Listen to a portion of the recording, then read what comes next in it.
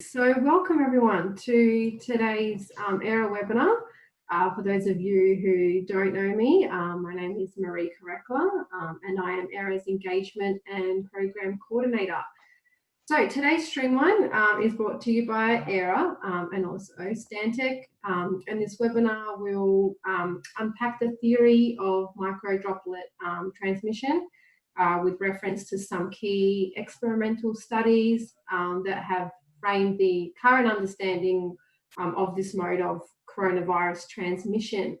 But before we get started, if anyone has any questions throughout the presentation, please use the Q&A function that's located just at the bottom of your screen there, and we will allow for some time at the end of the formal presentation to go through any questions you may have. So I'd now like to introduce to you Patrick Chambers, who will be taking us through today's session. So Patrick, I'll pass things over to you and you can get us started. Thank you. No worries. Thanks, Marie. Thanks everyone for coming out. Thanks AIRAH for organising. My name is Pat Chambers. I'm a mechanical engineer, as probably most of you are, so we don't need to discuss what we do. We all are quite aware of our role in maintaining air quality in buildings.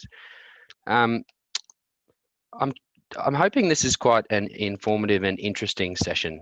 Try to kind of target some key concepts that I find quite interesting. It's definitely an interesting subject that is it converges quite a lot of first principle kind of themes on fluid dynamics and thermodynamics with the practicality of engineering. And that's really our role as engineers, I think, to be that solutions provider based on science and evidence.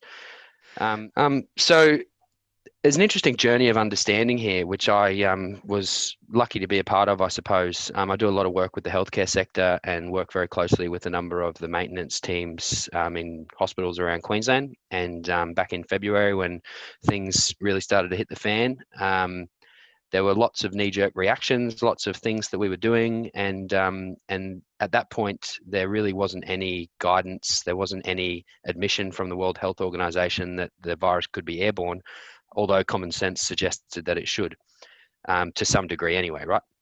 And so really, there's a bit of a lessons learned involved in the presentation as well, and we'll kind of walk through that journey, I suppose. A bit of a safety moment. The safety of flying on aeroplanes has been an interesting topic that a lot of people have been involved with.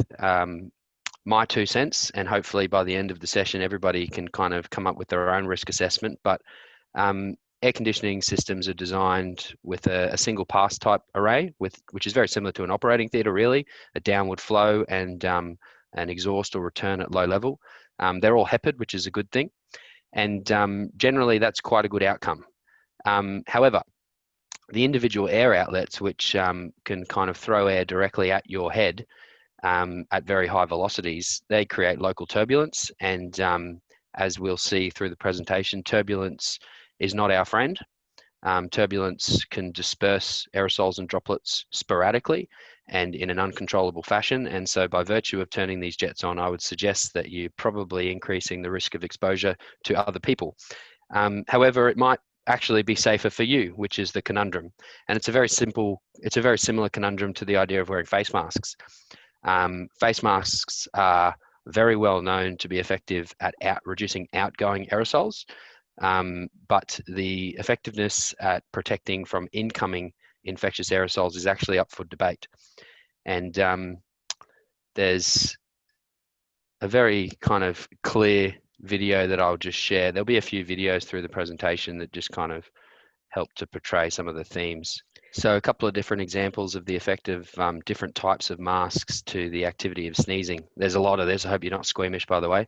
And you can see very clearly that they're quite effective at reducing the dispersion of microdroplets and aerosols from that activity, as common sense would tell us, I suppose.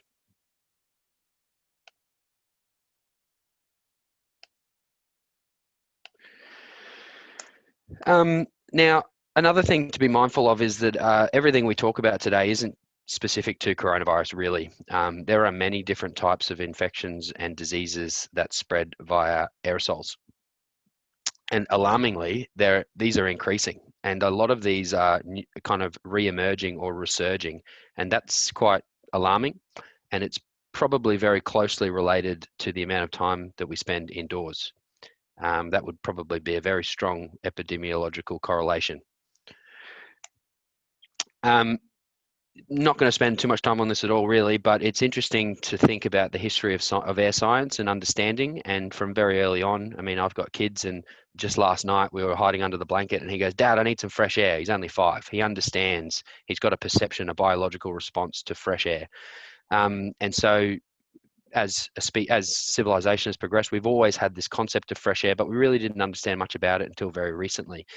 We didn't even know the role of oxygen until 1750, neither the idea that metabolism imparted a change from oxygen to carbon dioxide. And then in the 60s, when we started to really seal up buildings, we got these phenomena called sick building syndrome. And I think now with things like this pandemic, we're probably going to be entering a new age of understanding. And I suppose an interesting, concept is the idea of a blanket rule of 10 litres a second per person for fresh air. That stems from about the 1920s. ASHRAE, I think, were the first institute. They weren't even called ASHRAE back then, but they I'm not sure if it was legislative, but it was definitely kind of recommended.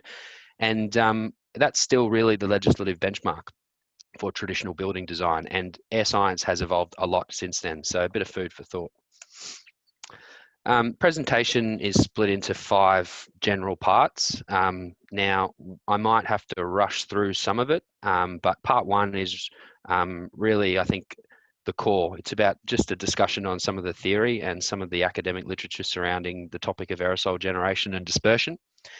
We'll move into what this generally means for ventilation system design.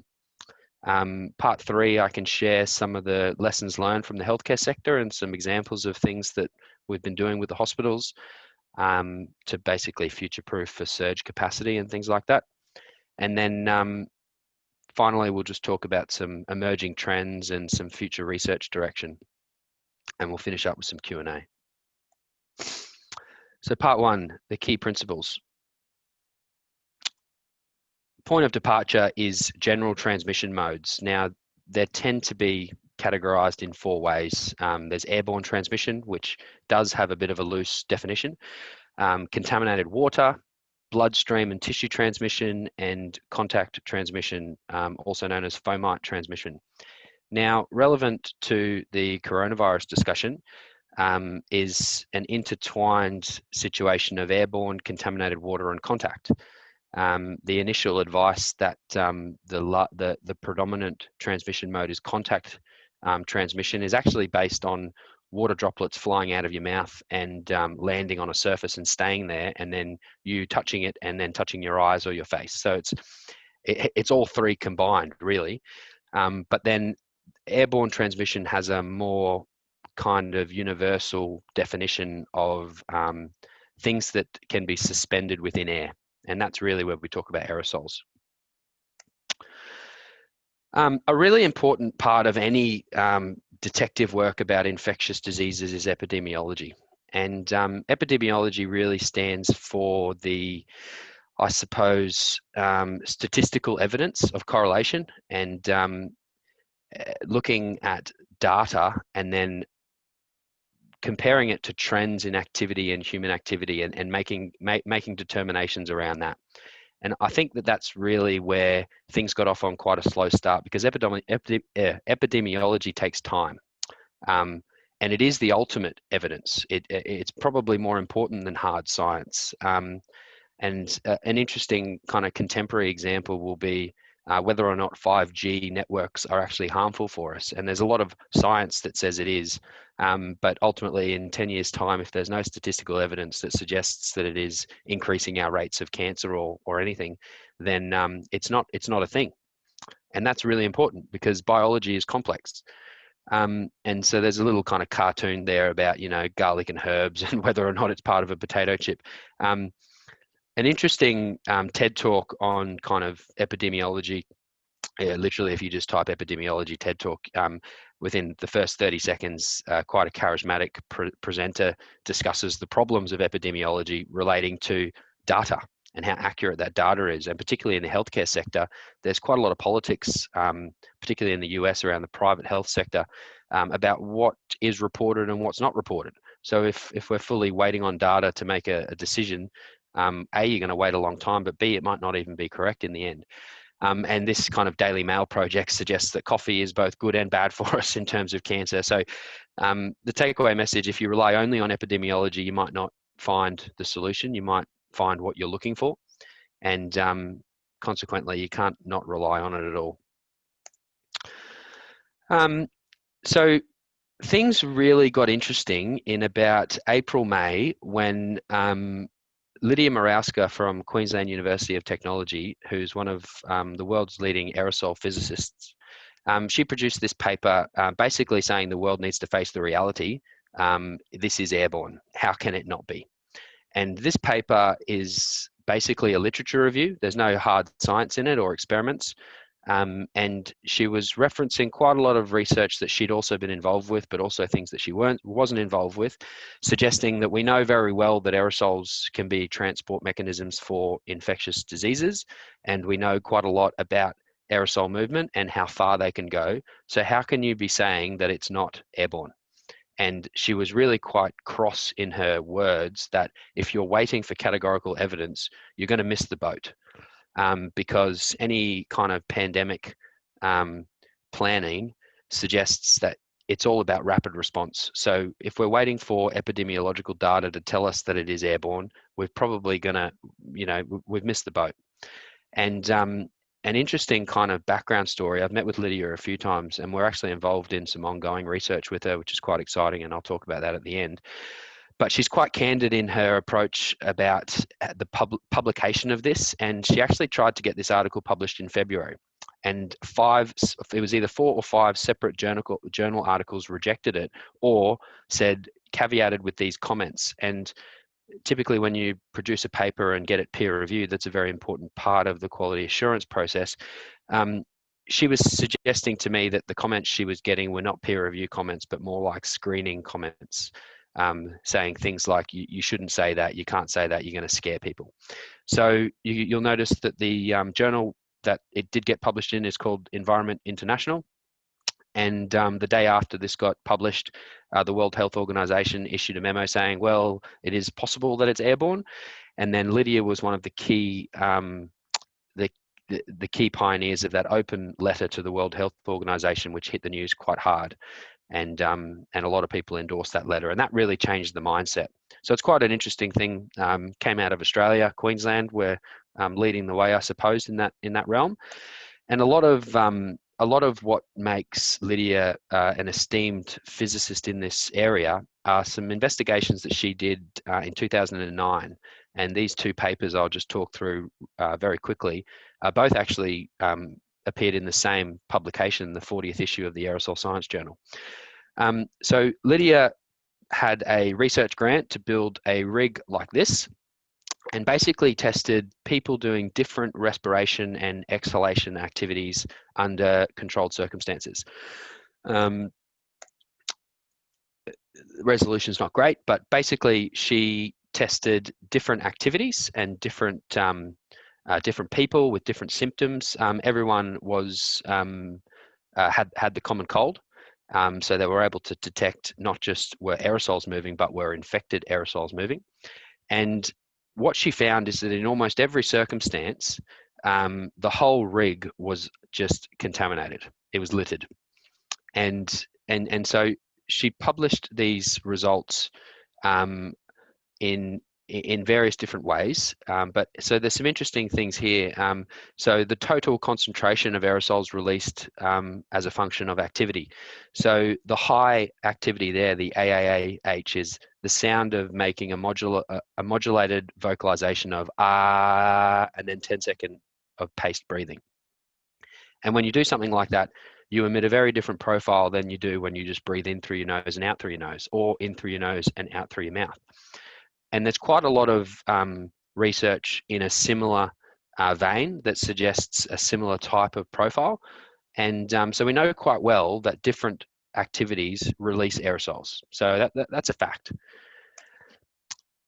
Here's some kind of information about the number of particles released. And the takeaway message here is that the louder you are, the more particles are released. So quiet activities tend to not release too much. And then when you're quite loud, not only do you release a greater total number of particles, but the next slide, I believe, also suggests that you also release a distribution of greater droplet sizes.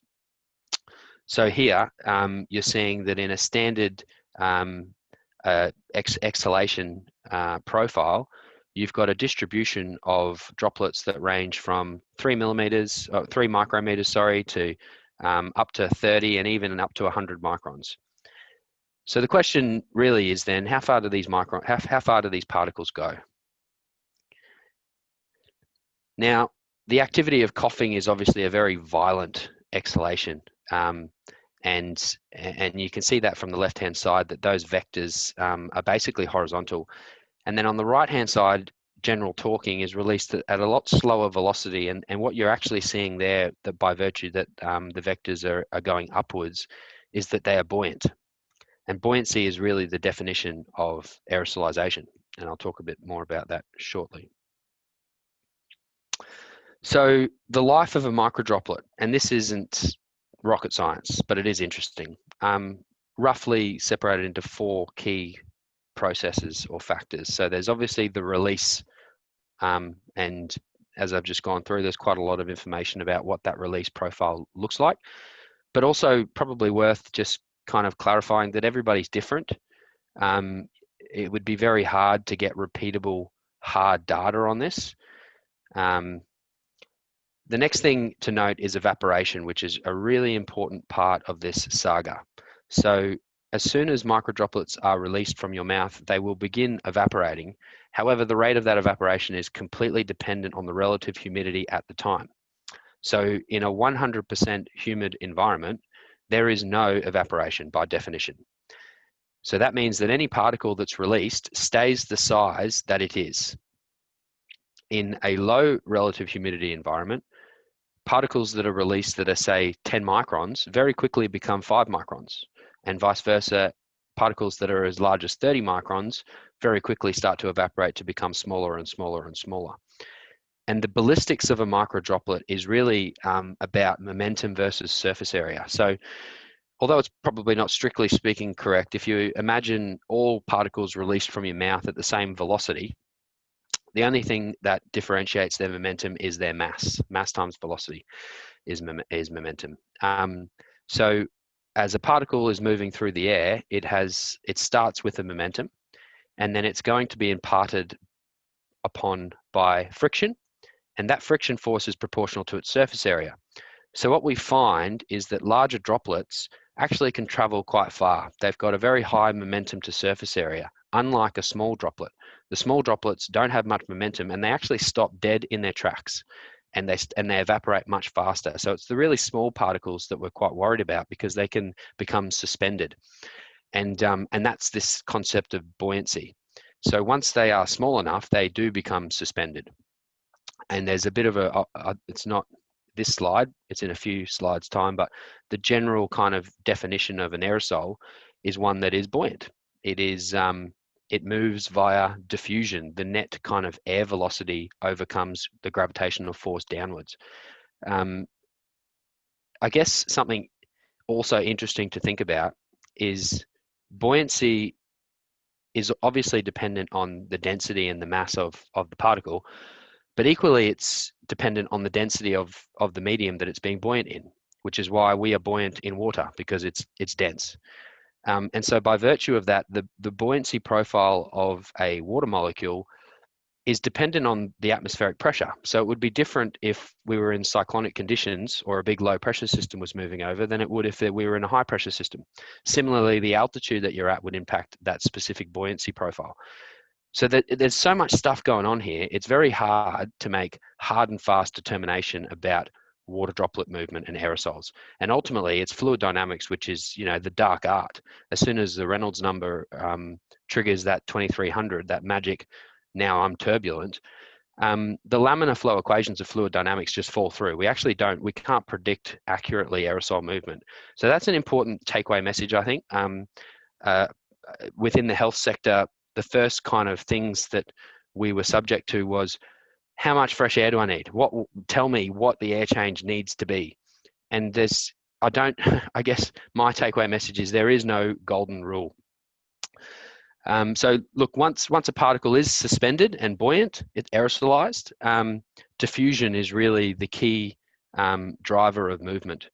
And again, I've got a little video which is quite interesting, but not for the squeamish. 1 micrometers wide. Experiment with a group of researchers. So this is an experiment done in Japan, and they used high-definition cameras to really see particles in the air particles in using laser aerosols. beams and a high-sensitivity camera. This technology allows us to detect droplets as small as 0.1 micrometers wide. The experiment starts. First, sneezing. It's pretty good, that. We can see a large droplet about 1 millimeter in diameter. It quickly falls.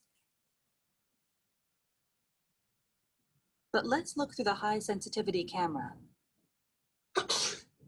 So you can see all those really small droplets. That's aerosolization and evaporation right there. And you can see they stop dead in their tracks, which I find quite interesting. Potentially not These what particles are your all original smaller than perception 10 would have been about how far they go. 1/100th of a millimeter in diameter. And there's one more little view here, and you can see Let's that take from a look that from a view, different angle. he actually ends up getting another sneeze in They're while small the and first light. is still You can see them just drifting exploding through the in front air. of him. These are And I suppose microdroplets. that's what evaporation looks like, which is quite interesting, I find.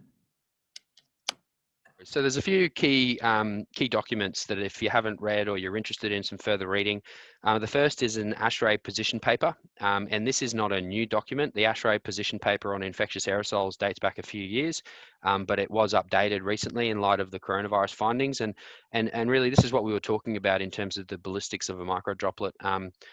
Not a very professional little blue beam markup you can see with the vectors not even lining up, but anyway.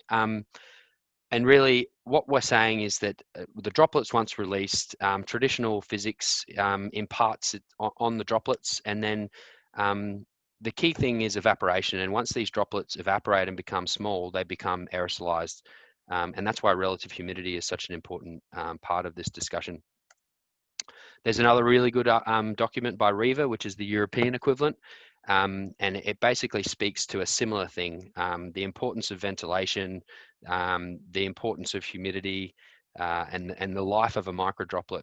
So the industry is aligned in its thinking on this, and also aligned in the importance of engineering controls. And that's where we come in as ventilation engineers. It's our responsibility, really, I suppose, to ensure that our designs are doing what they can to mitigate this risk. So aerosol versus microdroplet, really, it's all about size. And the reason is that the rough definition of an aerosol is such that gravity is not the predominant vector. They are buoyant and they float, and they will move through buildings. There is quite a lot of conflicting evidence about how far they move. I've seen up to 30 meters. I've seen up to 4 hours suspended. And really my takeaway is that it can be a long time. Anyone, I think, trying to identify that a 5 micron will survive for 2 hours and can move 16 meters or whatever is really looking for a definition to rely on when there are so many other factors at play that are variables by situation.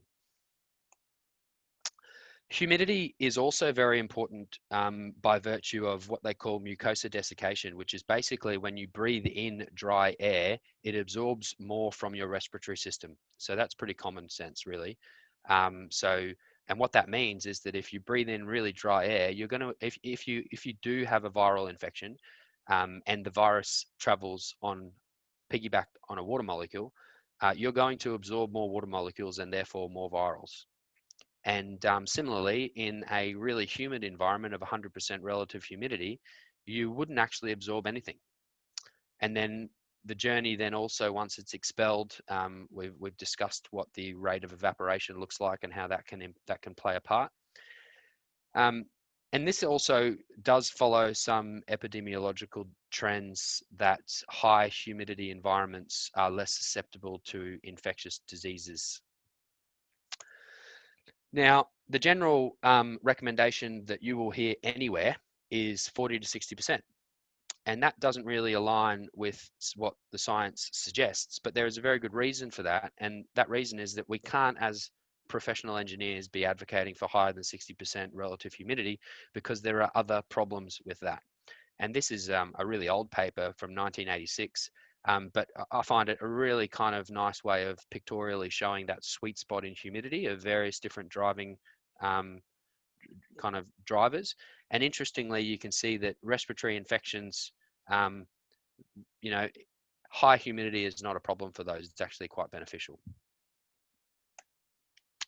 Another interesting kind of explanation, I suppose, for why children might be poor transmitters. And this is a really recent paper. This is, I think, July, again, from Lydia. And it's very simple. Children have a, well, it's probably not, but one of the key findings or kind of arguments in the paper is quite simple. And that is that children have a much lower minute volume breath. So by definition, they're not breathing out as much aerosols. And probably more importantly, is as per the previous kind of information about the quantity of aerosols released when you just talk versus if you sneeze or cough, it's a lot less. So children get milder symptoms. So by virtue of getting milder symptoms, they're probably sneezing less and coughing less. So those two factors combined, this paper suggested drastically reduced the likelihood of children being kind of fundamental transmitters. Now, something else which is out of my realm of expertise, but is also something interesting to think about, is where do these aerosols come from within your respiratory system? And, you know, we know that there's a distribution of particle sizes, but what this suggests is that depending on what stage of the disease or infection you have, actually changes where the virus lives in your respiratory system, and therefore what particles might be more risky. So I've heard, for example, that you might actually have the virus, but if you do the swab test at the back of your throat at a certain time period, it will come back negative, and you won't have any evidence of it there because it's not in the back of your throat at that. I think it's a 2-day window. So that's quite an interesting facet to throw into this. So that's kind of wrapped up with the theory part of it. What does it mean for ventilation system design then? So we, as engineering controls, have obviously a key part to play in this. There are other things that are obviously very important as well. So look, the takeaway messages in terms of general impact to ventilation system design, we roughly kind of summarize in 5 ways. The first is dilution. And that was definitely the first kind of advice that came out from the official channels, was increase outside air. Let's dilute it. And we'll talk a bit about that strategy. Filtration obviously plays an important role. Expulsion, if you can contain it, get it out. And containment generally, which is a bit like laboratory style ventilation systems where we can use physical pressure gradients to contain certain things. And the other side of it is disinfection. So dilution. Dilution, very simply, is the premise of all ventilation strategies, really, which is about replacing air within buildings with cleaner air to dilute things to safe levels. And the Achilles heel with this strategy is that we actually don't know what the minimum dosage rate is to be infectious. So the general advice really is the more fresh air, the better. We've had various different, within the healthcare sector, various different kind of requests to put a figure on it, to say, no, we need to know what the target is, which that's difficult, obviously, because we don't know what the dilution rate needs to be. So some issues inherent in increasing fresh air are obviously the additional cooling and heating requirements. And another thing that probably isn't the first thing you think of is that by increasing fresh air, you also make that space positively pressured, and that goes against general containment style strategies. So any increase in fresh air should also be associated with a decrease in or kind of an increase in exhaust rate. Filtration is very important. So with filtration, I think that the discussion starts at what size is the coronavirus, and various different kind of references range from 100 to say 180 nanometers. If we say 120 or 0.12 microns, that kind of particle size sits roughly at the kind of the U in the efficiency curve of filters, unfortunately. And a HEPA has, 99.97% efficiency at that range, but other style of filters do not. But I think the important thing here is that the virus doesn't travel by itself.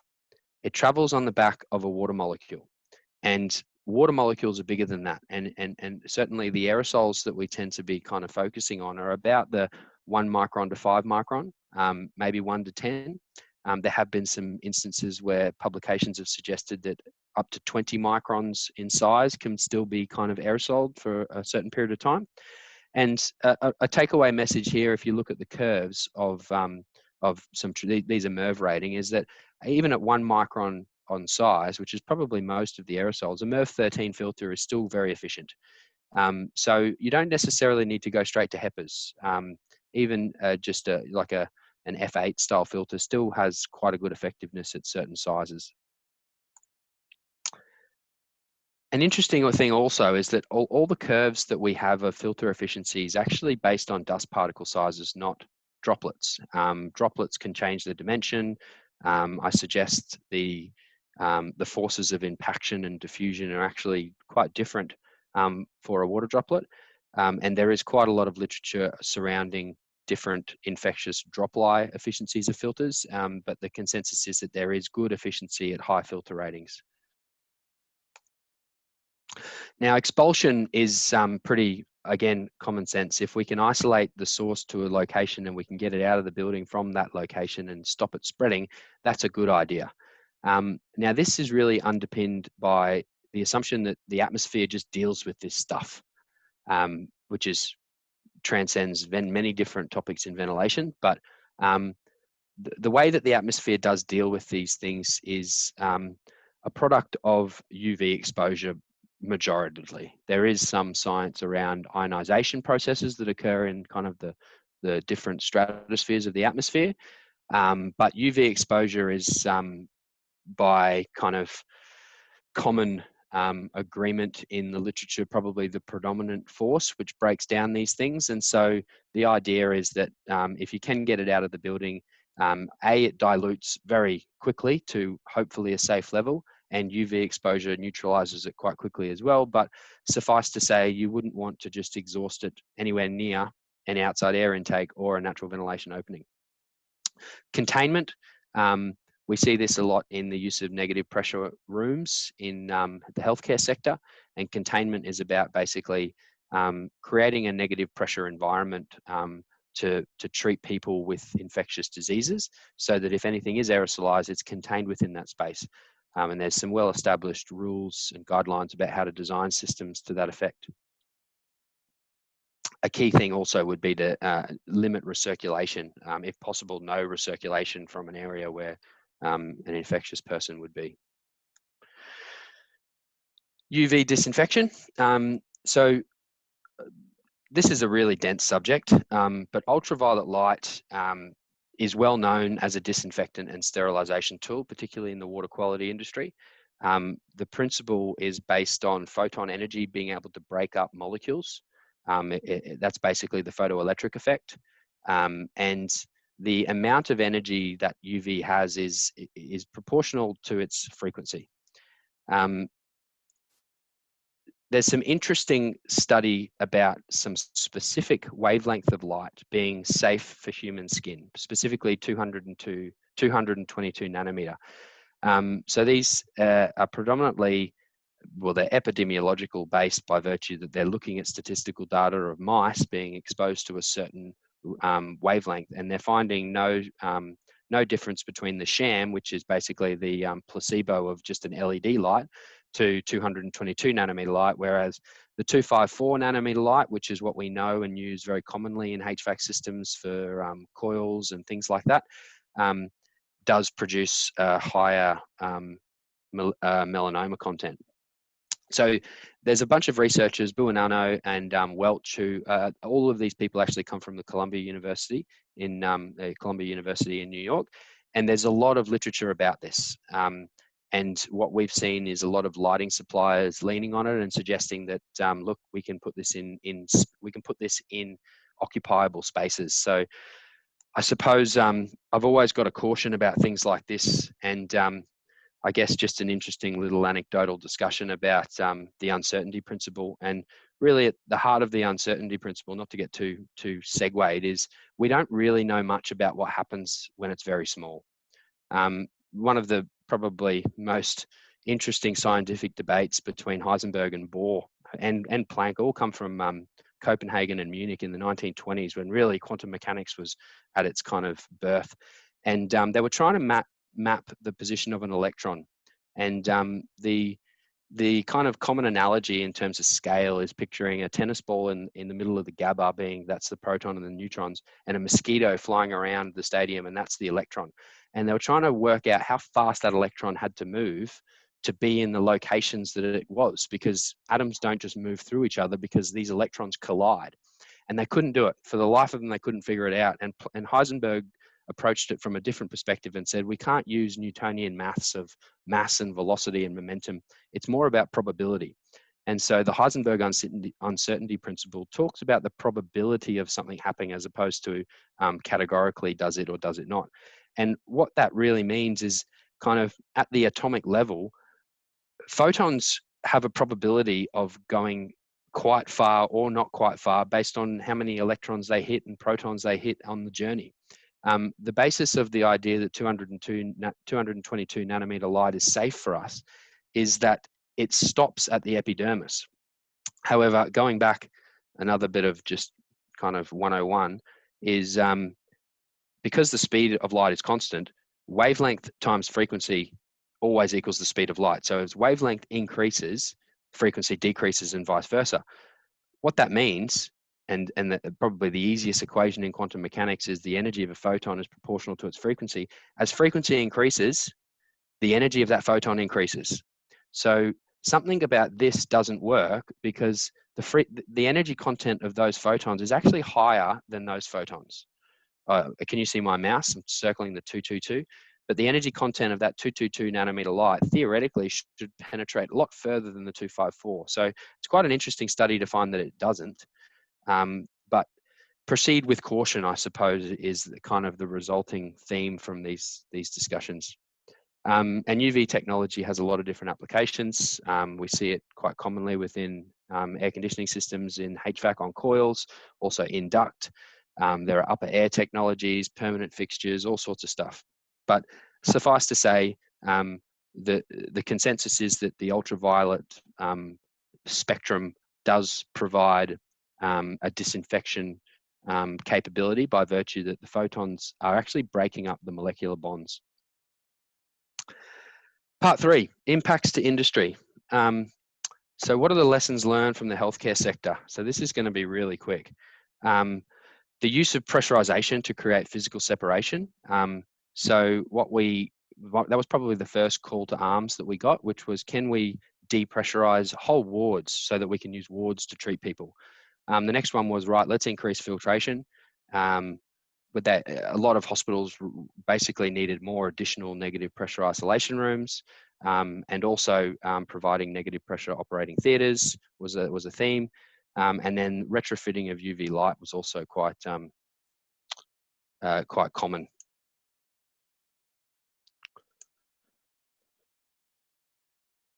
I'm just going to do a time check. we've probably got another 15 minutes. Is that right? Yeah, that's all good, Patrick. Yeah. Right. So when we looked at how to create negative pressure wards, the first thing was really, right, let's try and identify the smoke zones, because by definition, they're already quite well sealed. Now, suffice to say, actually, I don't think any of our kind of concept design schematics have been built. So a lot of them were just concepts. But things like, where's the smoke zone? Can we retweak the AHU? Can we increase fresh air, economy mode cycle? And by virtue, can we increase relief or exhaust using smoke exhaust systems and the like? And in this instance, that was really the strategy, to try and piggyback on the exhaust system to make that environment net negative pressure. But a really big hurdle was what happens in the event of a fire and it has to swing to smoke system. Do we lose pressure straight away? Lots of different kind of things were considered. Another one was central toilet exhaust systems, which actually connect to this space to another space. So different techniques and strategies workshopped through that process.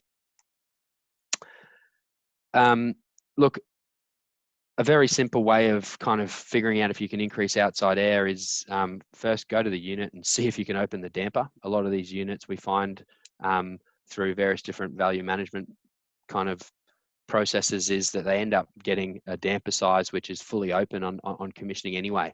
So even by opening it, and you can't really get more fresh air. So that's obviously the first port of call. Go and inspect the unit. The next one is also do a similar thing with the chilled water coil or the heating coil. Can you physically open your commissioning set or your regulating valve anymore to get more flow easily? And if the answer to both of those questions is yes, then you might have a fighting chance, but you've got to think about a number of other things as well. Increased filtration. So this journey started with, we want HEPAs on return air ducts. Now, obviously, HEPAs have their own issues with pressure drops. It also creates a bit of a biocontainment risk by virtue that it's an inline HEPA that's basically potentially accumulating these infectious aerosols. And because of the increased pressure drop, you need a booster fan. There's the controls required to make sure that all works properly and doesn't disrupt things. So this got really complicated really quickly. And in some instances, facilities actually opted for more of a, okay, then what extent can we increase filtration without doing huge capital investment?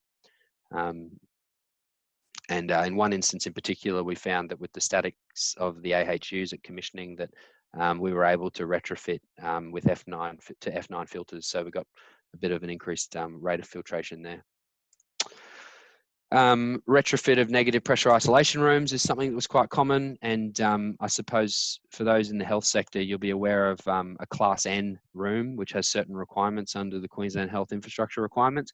What we found is the clinicians actually didn't really care about quite a lot of these things. They weren't worried about it being 100% outside air, for example. It wasn't so important to have independent supply air. But interestingly, it was important to have HEPAs on exhaust. And part of that was due to the fact that we couldn't necessarily get the exhaust all the way up to the roof and discharge vertically 3 meters higher than anything around it. And in some instances where we could do that, what we found is that where we were discharging 10 meters up was actually the outside air intake for the rest of the hospital. So even though that would have been a compliant outcome, common sense suggests that it's not a great idea.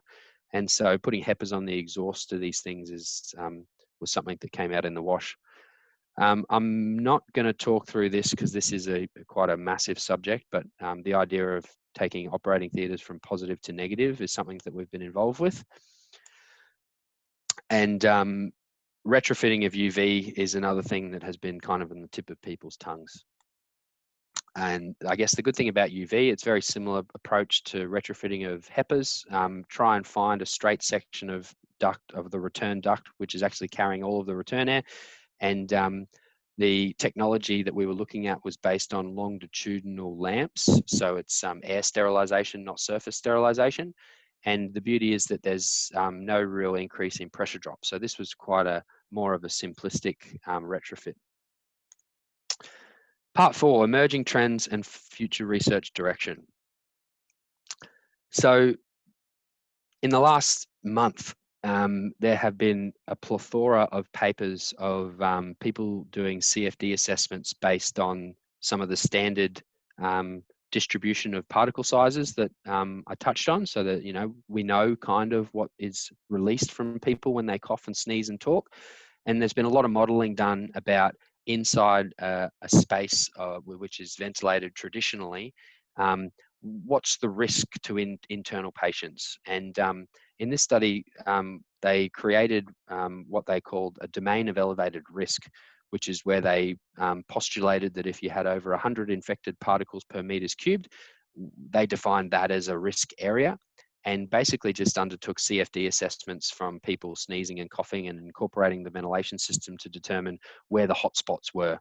So I could see this becoming more common practice, maybe some kind of standardized CFD softwares that can easily mimic or kind of follow an existing ventilation system design to try and identify if there are bad spots and dead spots. Another interesting study, again, very recent, talking about if we increase the rate of fresh air, how does that change the risk profile based on average concentrations? And this kind of downward facing curve is very common in law of diminishing returns. And so, you know, you look at something like this, and there's somewhere in here a discussion to be had about, is it even worth increasing to 600 litres a second when you really don't get too much benefit from 300 litres a second, for example. Part of the research that we're involved with Queensland University of Technology is basically there's 4 tasks to the program, but really it's about expanding our knowledge of how, you know, virus-laden aerosols. So as opposed to just saying, we know that these are the aerosols that are released from people, can we identify which aerosols are more risky than others based on that respiratory system and the source of the aerosols and the nature of the disease? And then from that, advancing the quantitative methods of risk assessment. So that's really about targeting those CFD type approaches. Is there some way that we could really get a bit more of an idea about what specific risks might be involved and other specific areas in a building or a floor plate more risky than others? And then the final outcome, which is kind of the target of the research, is can we develop a practical risk assessment guide, which potentially might be something that becomes, well, potentially legislative, but if not, at least some kind of guideline document. Now that's all kind of wrapped up in a 3-year program. What, as part of that program, would be involved would be things like physical testing under experiments, stable experiments. So, you know, if someone sneezes or coughs underneath an exhaust grill, potentially we should measure how far up the duct do the viruses go. Do they get all the way to the AHU? Do they get past the filter? You know, if they did, would they just live and reside in the chilled water coil, which is really humid? Things like that, and vice versa. What's the relationship between the proximity of an infectious person next to a supply grill, and what types of supply grills? You know, different grills have different throw patterns, and that starts to become quite a complicated CFD process. But it may not necessarily a complex experiment to do. There's some interesting. Let's see if this works. There's some interesting examples over from the US about using real-time monitoring in buildings. We'll see if this loads up. There's a little video here which it's a little bit of a marketing spiel, but it prompts some interesting discussion.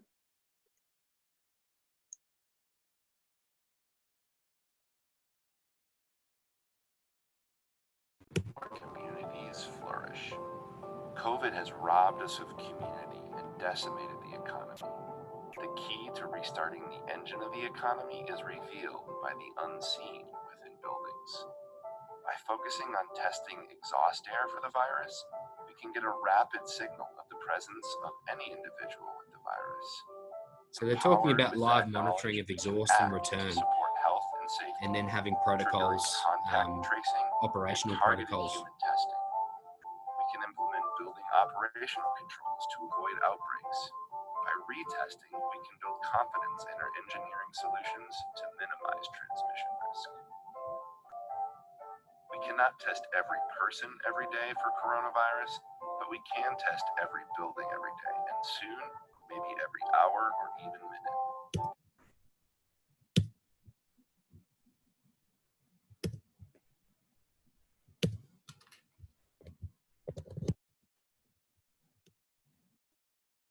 So yeah, the monitoring, real-time monitoring. Now that's actually quite complicated at the moment. I think the way that general testing is done is similar to testing for colony forming units using air pumps and kind of doing samples through a medium and then sending the medium off. So that technology exists, but I'm actually not sure if there are real-time monitoring technologies that exist at the moment which would facilitate this kind of approach. Something else which is worth considering is demand-based local exhaust. There's very clever kind of power over Ethernet capability for lighting systems, for example, to have inherent sensing technology. So, you know, the idea of would it be possible for the lighting system to, or any sensing system to sense that someone has just sneezed, or there's a loud discussion next to the coffee machine and people are laughing.